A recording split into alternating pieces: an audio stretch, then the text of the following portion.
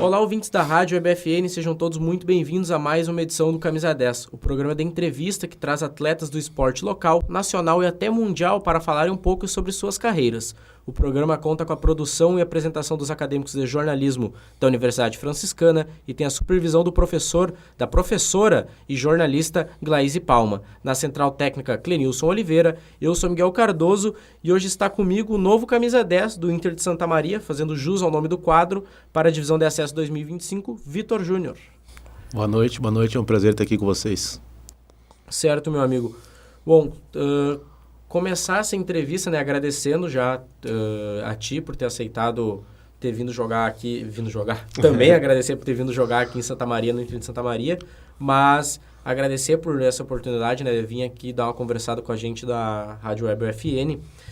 E, cara, eu queria começar perguntando pra ti, né, a questão, como é que tu teve o primeiro contato com o esporte? Tu é de Porto Alegre, né, da capital aqui, tu é gaúcho, como é que foi o primeiro contato com o esporte, com o futebol em si? Então, boa noite, né, eu comecei a carreira, vamos dizer assim, muito cedo, né, meu pai é um apaixonado pelo futebol, jogou, né, não profissionalmente, mas jogou nas categorias de base do Internacional e ele depositou esse sonho em mim e também nos meus irmãos, né?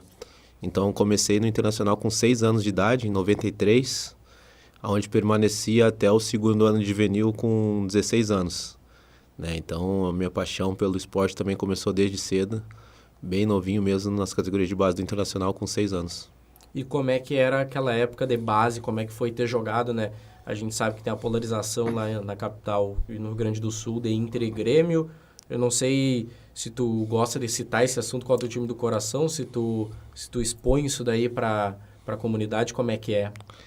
Não tenho problema, né? Hoje em dia eu já estou mais pro final da carreira do que propriamente no começo, então a minha família é toda colorada e até por isso, né? Eu comecei nas categorias de base do Internacional e depois de rodar pude voltar, né? A jogar no Internacional em 2013, que é o time do coração, né? Claro que profissionalmente, quando a gente está dentro de campo, não tem essa, né? Mas se a gente for fazer, né, um estudo minucioso e dizer de realmente o clube que a gente torce é o Internacional. Então, é o clube que me deu toda a projeção, né, para o cenário do futebol. Então, é isso. Tu faz as bases no time que tu torce da infância, cresce no Internacional, mas a tua estreia acaba sendo em Minas, né? Tu acaba jogando em 2005 pelo Cruzeiro. Como é que foi a saída para lá, essa mudança de estado também, né? Saindo de longe da família.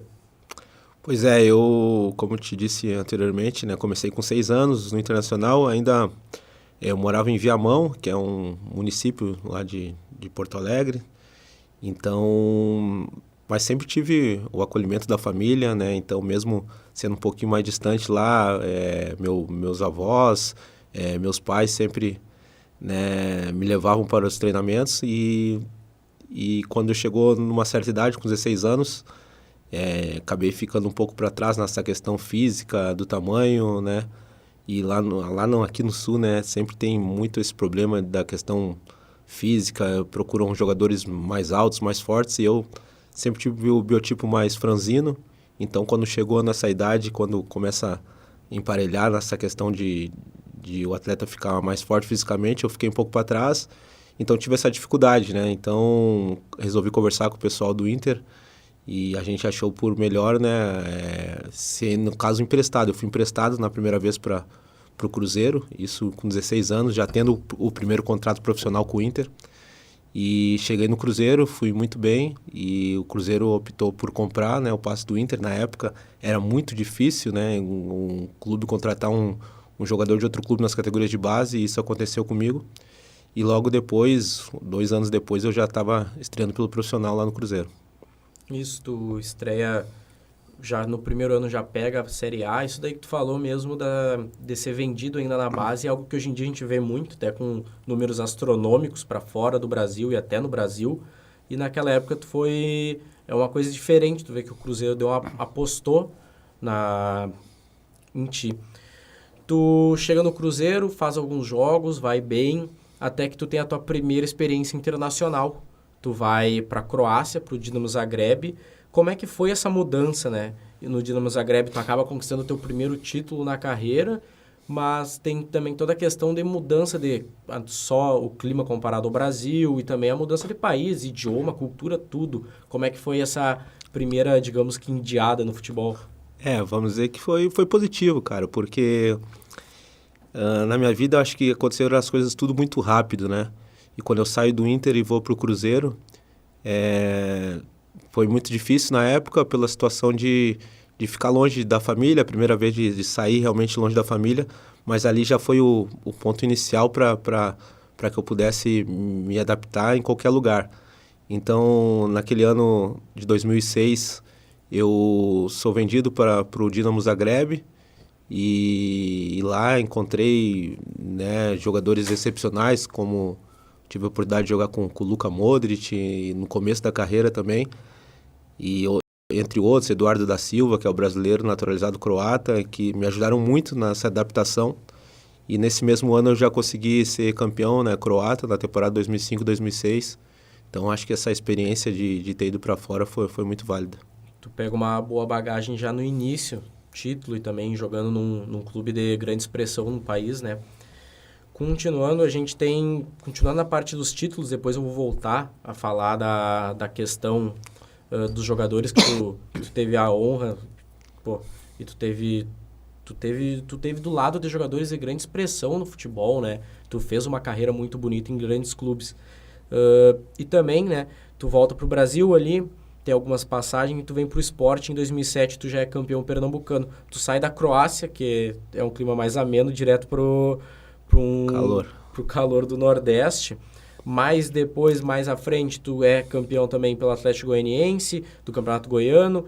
Aí tem a volta pro Internacional em 2013, é campeão do Gauchão. Depois a gente pode se aprofundar um pouco mais nessa questão. E também campeão catarinense pelo Figueirense. Desses títulos estaduais, a gente sabe que hoje em dia, em 2025, a gente tem algumas discussões a respeito do estadual. Mas eu me criei, né, tendo muito respeito e acreditando que o estadual tem um bom peso, valor, né? É um título importante. Qual desses aqui mais te marcou? Se foi o primeiro, se foi o último, se foi o com o Inter? Cara, acho que todos têm um sabor especial, né? Ganhar é sempre bom e, como tu frisou, acho que o campeonato estadual tem sim seu valor.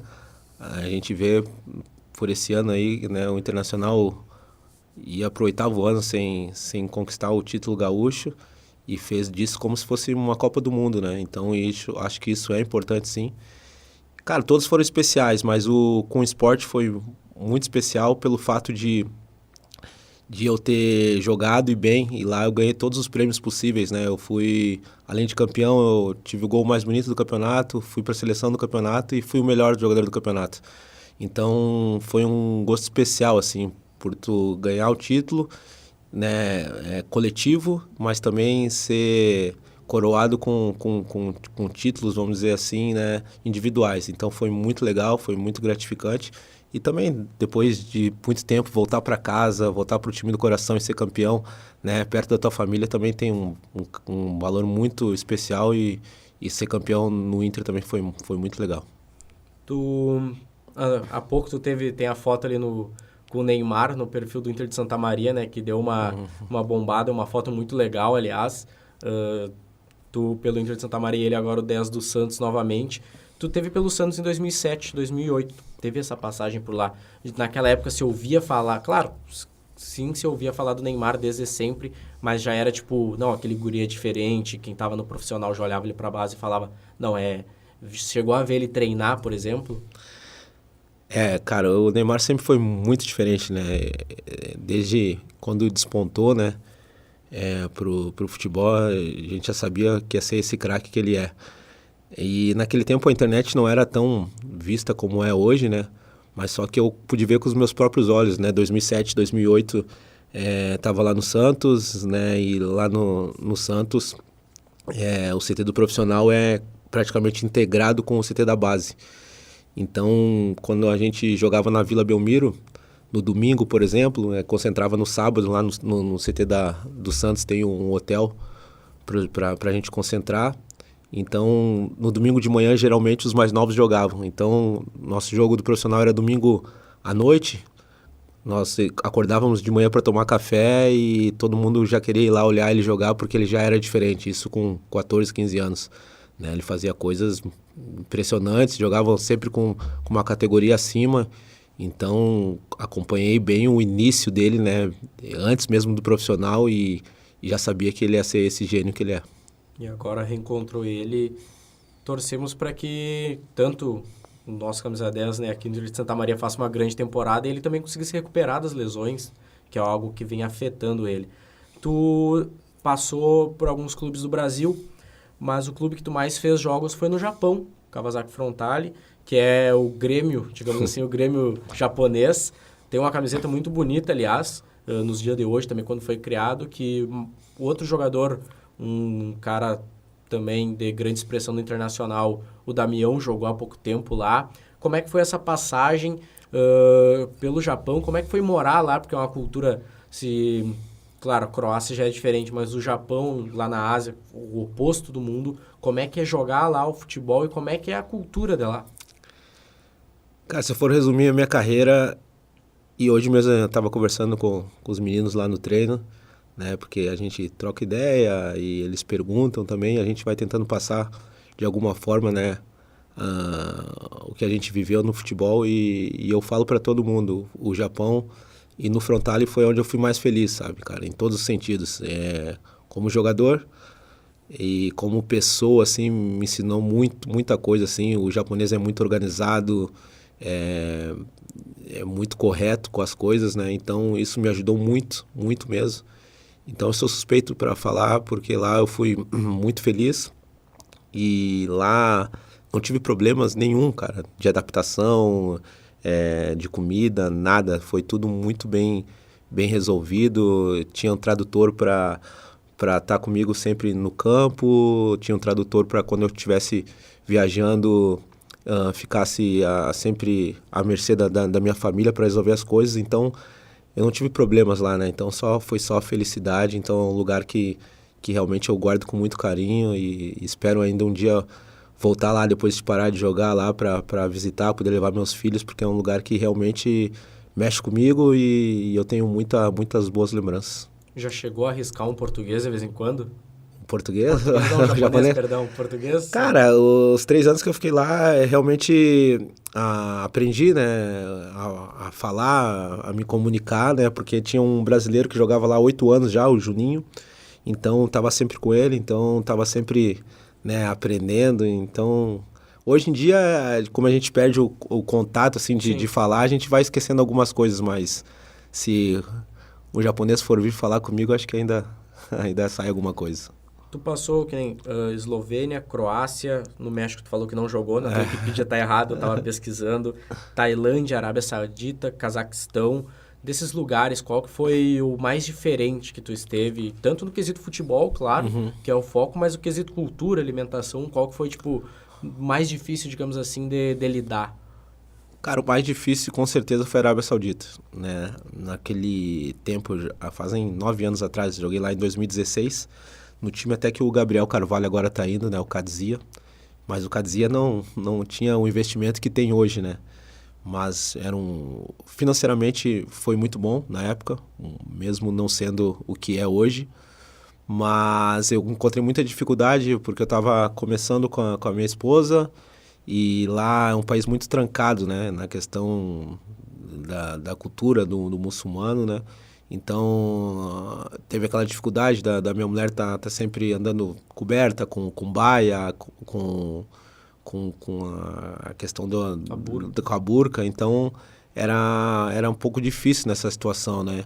Então, nessa parte extra-campo foi meio difícil. O árabe também é meio difícil de lidar, porque às vezes eles te prometem um mundo, mas no final eles são meio difíceis de cumprir. Então, quando tu vai cobrar, eles são os caras que eles não aceitam, eles acham que podem tudo, né? Te comprar com a questão do dinheiro. Então, é um país meio difícil, cara, difícil de lidar.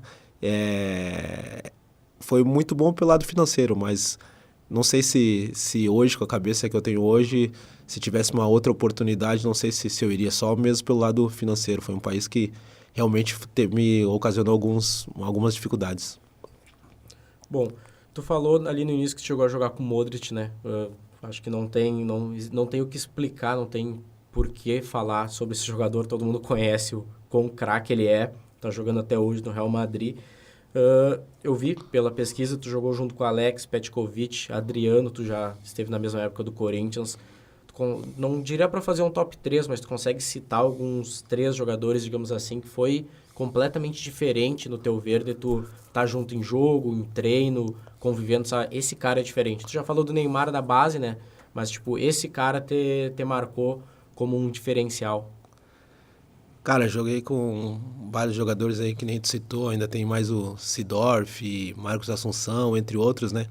Mas o que mais me marcou, o que mais, assim, me encheu os olhos mesmo, foi o Alex, né? O cabeção do Curitiba, Palmeiras. Isso já peguei ele com 36, 37 anos no Curitiba. Mas só que naquela época que ele foi muito bem no Cruzeiro, 2003, eu estava na base. Então eu vi ele fazendo coisa extraordinária. Ainda fazia alguns coletivos, né, de jogo contra o profissional, e via que ele era muito diferente. Daí 10 anos depois consegui jogar com ele no Curitiba e realmente é muito diferente mesmo. Então, desses todos, mesmo com esses todos os nomes que tu citou, o Alex para mim é o mais diferente, é o que pensa, sabe, de um jeito diferente. Ele nunca vai pegar uma bola marcada, por exemplo, o volante vai encostar nele, vai achar que ele vai dominar, ele arranca aquele falso lento. Na hora de tabelar é diferente, bater na bola. Eu acho que ele, não tenho certeza, para mim é o mais diferente. Depois ainda tem o Modric e o Seedorf, também são outros caras fenômenos, mas o Alex, entre todos eles, é o mais diferente. Sem ter o que falar do Alex também, a gente sabe, os números dele para um meio-campista já são muito bons, só que é um cara muito... Tem o apelido Cabeção, que o cara brinca, mas ele é muito inteligente mesmo. Vendo jogar, é um cara que, digamos que jogada eterno. Isso é muito, muito legal. E passando agora para a região, né? Para o local, para o Inter de Santa Maria. O que te motivou a vir jogar aqui com os 38 anos já? Um veterano, mas que tem qualidade, tanto que vem jogar num time que tu foi carrasco no passado. Eu estava no estádio até aquele dia, mas... Tu é um cara que tem experiência, que tem qualidade e agora vem aqui para jogar a divisão de acesso, vai passar um pouco de frio de novo, porque vão pegar o inverno aqui gaúcho. O que te trouxe até o Inter de Santa Maria? Cara, eu tava no começo do ano na Avenida, aí tive uma lesão lá no começo do ano, acabei jogando 2 jogos só do Gauchão. E antes mesmo do quadrangular final lá pro Avenida saber se ia cair ou não, eu tive uma conversa com o Chiquinho, né, com o Chiquinho e com o Marquinhos, os diretores ali, cara, uma conversa que foi muito legal, pelo fato de que, cara, eu com 38 anos, e eu sou um cara muito resolvido nessa questão, mesmo sabendo da minha qualidade, que é muito difícil tu retornar a um nível de maior expressão. Então, eu sabia que eu não poderia esperar. E hoje eu jogo futebol porque eu amo jogar futebol e porque também meu sonho é que meu filho possa acompanhar o quanto longe mais eu conseguir ir, né? Então, esse é um desejo meu que eu tenho no coração. E quando o Chiquinho foi até Santa Cruz e a gente teve essa conversa, ele me passou dos planos que o Inter tinha para essa temporada, né, de tudo que eu vi também ano passado aqui. O time do Inter era melhor que o nosso time lá do Pelotas, mas eu achei que faltava alguma coisa, faltava eu talvez vir aqui e também fazer com que o Inter pudesse subir depois de 14 anos, né, nessa fila aí, né, na divisão de acesso, e também por ser um clube que tem o mesmo nome do clube que eu comecei, que é o clube do coração da minha família. Então isso me motivou bastante, sabe? Foram um conjunto de fatores que me motivou. E, cara, tudo que foi prometido, tudo que a gente conversou está sendo cumprido. Então os caras são muito profissionais. Eu sempre falei pro Chiquinho, Chiquinho, tu tem a convicção que muitos dirigentes não têm, porque às vezes nem sempre quando tu ganha tá tudo certo, e nem sempre quando tu perde tá tudo errado. O Inter ano passado fez uma campanha excelente, e coisas do futebol, acabou não subindo.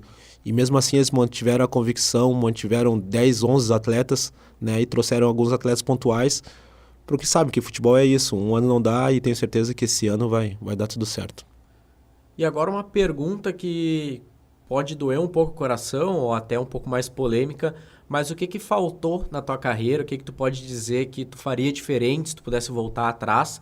Sei que tem uma carreira muito bonita, mas o que tu faria se tu pudesse voltar no tempo e o que tu mudaria, né, nessa trajetória, nesses anos de futebol? Cara, minha carreira, eu olho para trás assim, da onde eu saí, né, e poder mudar a vida da minha família, isso já é uma coisa de se honrar, assim, de ficar muito feliz. Mas se tivesse uma coisa que eu poderia mudar, talvez numa situação que eu cometi um erro, acho que, não vamos dizer que grave, mas um erro da idade, de ser menino, de talvez poder evitar, né? Que foi quando eu estava no Corinthians e em alguma oportunidade eu acabei me excedendo em uma festa com o Adriano, o Imperador, e dali tive muitos problemas, porque dali foi que eu comecei a ser emprestado, porque o Tite realmente naquela oportunidade ficou chateado. Em clube grande é muito difícil, quando tu dá uma brecha, tu volta para o final da fila e só jogadores de muita qualidade. Então aquilo ali eu acho que de um jeito assim marcou, sabe? Marcou porque eu poderia ter sido campeão mundial naquele ano 2012 que o Corinthians foi, entendeu? Então acho que talvez a minha carreira poderia ser ainda maior, ou mais linda, talvez não chegasse hoje com 38 anos e ter esse vasto de clubes, assim, que eu não fico extremamente feliz por estar dizendo que joguei em tantos lugares. Talvez se eu tivesse feito as coisas pelo certo naquela oportunidade, eu teria mais tempo no Corinthians e dali poderia ter acontecido coisas maiores ainda. Então aquilo ali realmente foi uma coisa que realmente marcou. Por muito tempo eu não gostava de falar nisso porque me machucava bastante, né? Pelo fato de que foi muito chato até para minha família, na questão deles escutarem muita coisa, porque repercutiu bastante na época. Então isso foi uma coisa que talvez eu mudaria. Bom, tu já é veterano, mas ainda tem uma lenha para gastar, veio agora para jogar no Inter de Santa Maria. E depois que tu se aposentar, o que tu vai fazer? Se tu já tem planos como dirigente, técnico, presidente, trabalhar ainda com futebol? E engatando uma pergunta na outra já, se no teu tempo livre, no teu tempo de lazer, tu para na frente da TV para assistir futebol ou acaba olhando apenas os jogos do Inter de Santa Maria? Como é que é? Se tu convive com o futebol fora, né, dos gramados, ou quando tu tá fora do campo e fora dos treinamentos, tu dá uma desligada assim para poder dar uma respirada fora desse universo? Respondendo, acho que a primeira pergunta, essa transição é muito difícil, cara, da hora de sair do campo, né? É outra coisa que magoa, que deixa o coração... E às vezes eu até acho que tô postergando, mas é porque eu amo muito jogar futebol e, como eu te falei anteriormente, tem esse desejo de, quanto mais tempo eu puder prolongar, e meu filho, que tem 4 anos, né, poder ter essa paixão que eu tive também quando meu pai me levava para o campo. É muito importante, porque depois que eu parar, não sei se eu vou ter esse saco de ir em campo. Claro que vou ajudar ele bastante e tal, mas não tenho essa vontade, assim, né? Eu não paro para olhar jogo, eu só olho realmente o jogo do Inter, que é o clube que eu torço, e eu gosto de olhar o bom futebol. Gostava de olhar jogo quando o Ronaldinho jogava no Barcelona, quando o Messi jogava no Barcelona, mas não paro para assistir o jogo, né? Então essa transição é muito difícil, né? Tenho alguns planos, já fiz alguns cursos de gestão, né? Para ser dirigente, né? Fiz um até ano passado da Fute Hub, que é do Fernando Carvalho, ex-presidente do Internacional, né? Para executivo de futebol. Tenho um marcado da CBF também, de executivo de futebol. Quero estar no meio do futebol, mas ainda não sei qual função. Mas eu acho que se eu fosse escolher uma função, seria essa, né, de executivo de futebol, fazer essa linkada entre atletas que estão subindo da base para o profissional, fazer essa questão aí de fazer o trâmite entre o jogador e a diretoria, né? Acho que nesse aspecto, assim, eu consigo ainda mandar bem. Bom, a gente falou da tua carreira, de toda essa trajetória muito bonita e o que tu deixa de conselho para a gurizada? A gente sabe que não tem fórmula secreta e nem tem uma matemática exata para tu se tornar profissional, mas tem uma molecada gigantesca, né? Um grande número de gurizada aí jovem que quer ser jogador de futebol, que sonha, né? Todo mundo já teve o sonho de ser jogador e o que tu deixa de aprendizado que tu pode falar, faça isso daqui, não que vai dar certo, mas que vai te ajudar. Eu acho que hoje em dia só o talento não é sinônimo que tu vai chegar no profissional, né? E hoje mais do que nunca tem que abdicar de muitas coisas, né? Eu vejo hoje meninos, vamos dizer assim, que são empolgados, né? Que, tô com 16, 17 anos, claro que tá na flor da idade, quer sair, quer fazer as coisas, mas eu acho que o futebol, ele não te permite certas coisas. Então, se eu fosse dar um conselho, com certeza tenho que abdicar de muita coisa, né? Porque o futebol ele é muito sério, ele é muito importante e só o talento não ajuda hoje em dia, né? Hoje todo mundo tá te olhando, tem câmera para tudo que é lado e qualquer imagem, né, roda o mundo inteiro. Então acredito que esse é um ponto principal, né? E também manter o foco, né? Ser determinado. E as portas nunca vão estar fechadas para aquele que realmente quer chegar. Se não dá aqui, vai dar ali, né? Então, eu sempre sou da hipótese que sempre tem alguém olhando. Então, se tu fazer tudo pelo certo, uma hora Deus vai te abençoar, entendeu? Então, eu acho que esse é o ponto-chave aí para que o menino que tem esse sonho possa chegar. Agradecer a ti, Vitor Júnior, por ter vindo aqui, né? Dado essa oportunidade de te entrevistar no dia de hoje, de fazer um convite que a gente fez para o Pedro Della Paz, o presidente do Inter de Santa Maria, e também há uns anos atrás para o Anderson Daronco, o árbitro, né? Que todo mundo conhece, que está ali rondando o mundo da arbitragem, para depois que o Inter de Santa Maria subir, ir para a Série A, o lugar que ele tem que estar, né? Que o Alvirrubro tem que chegar, para um churrasco aqui da rádio. A gente quer juntar toda a galera que veio aqui no Camisa 10 para fazer um churrasco, para comemorar um dia de resenha, mais resenha do que já é aqui nas entrevistas também, pessoalmente. E diferente do Daronco e do Pedro, que são presidente e árbitro, te convidar para quando estiver livre, depois da divisão de acesso, com o acesso garantido e quem sabe o título da Série A2, jogar uma pelada, jogar um futebol aqui com a gurizada. A gente tem um grupo da rádio, tem um grupo da faculdade, né? A gente não é craque que nem tu, alguns são perebas, mas jogar com um cara que tem tanta bagagem e um jogador profissional de futebol deveria ser muito legal. Então, deixar esse convite aqui para ti.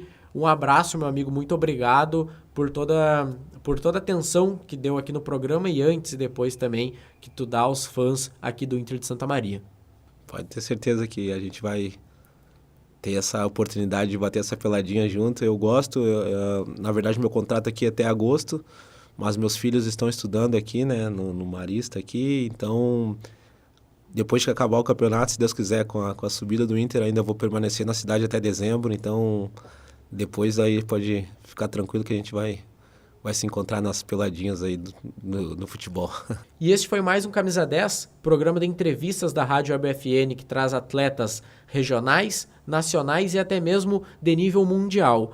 O programa teve a produção e apresentação de Miguel Cardoso, eu, acadêmico de jornalismo da Universidade Franciscana, tem a supervisão da coordenadora da rádio Glaíse Palma e também professora de jornalismo, e na central técnica Clenilson Oliveira.